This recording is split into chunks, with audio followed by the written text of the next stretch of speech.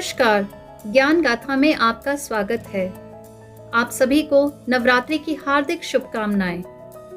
इस शुभ अवसर पर हम नव दुर्गा स्वरूप आरंभ करने जा रहे हैं, जिसमें हम आपको प्रतिदिन देवी के 9 स्वरूपों में से एक से अवगत कराएंगे।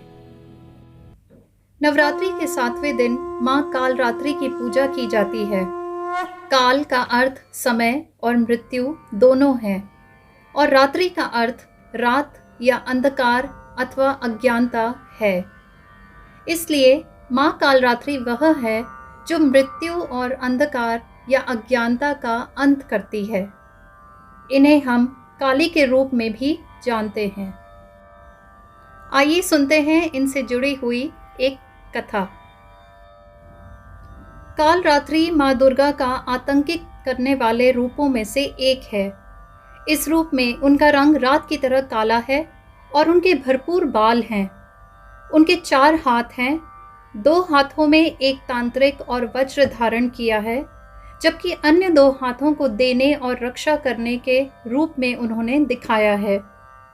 इनकी 3 आंखें हैं और जब वे सांस लेती हैं तो उनके नाक से आग की लपटें निकलती हैं। उनका हार रात की चांद की तरह चमकता है। उनका वाहन गधा है और अपने भक्तों के लिए शुभ फल लाने के कारण उन्हें प्यार से शुभंकरी भी कहा जाता है। मां दुर्गा के इस भयानक रूप के पीछे कुछ महत्वपूर्ण कहानियां हैं। एक बार असुरों शुंभ और निशुंभ ने देवलोक पर आक्रमण किया। तब इंद्र और अन्य देवता सहायता लेने के लिए हिमालय गए। उन्होंने मां पार्वती से प्रार्थना की और उनसे अनुरोध किया कि वे शुंभ और निशुंभ का वध करें।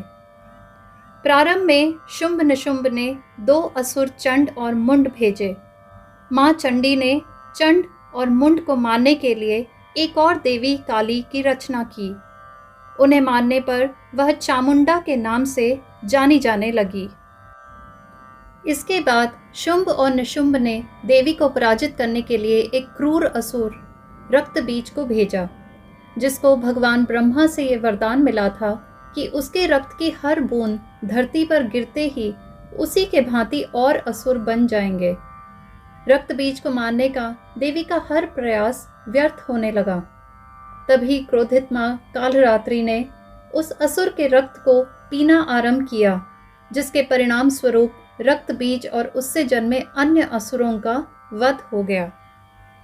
तत्पश्चात देवी ने शुंभ और निशुंभ को भी मार डाला और इस तरह इंद्र और अन्य देवताओं को अपना राज्य वापस पाने में सहायता की। मां कालरात्रि आदि शक्ति का रूप है, जो दुष्टों का संहार करती है और इस प्रकार क्रूरता को समाप्त करती है। वह अपने भक्तों के प्रति अत्यंत उदार हैं और उनके जीवन से दुखों को दूर करके उन्हें आशीर्वाद देती हैं।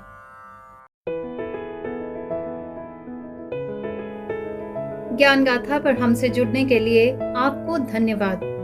मां दुर्गा का शुभ आशीर्वाद हम सभी पर बना रहे। शुभ नवरात्रि।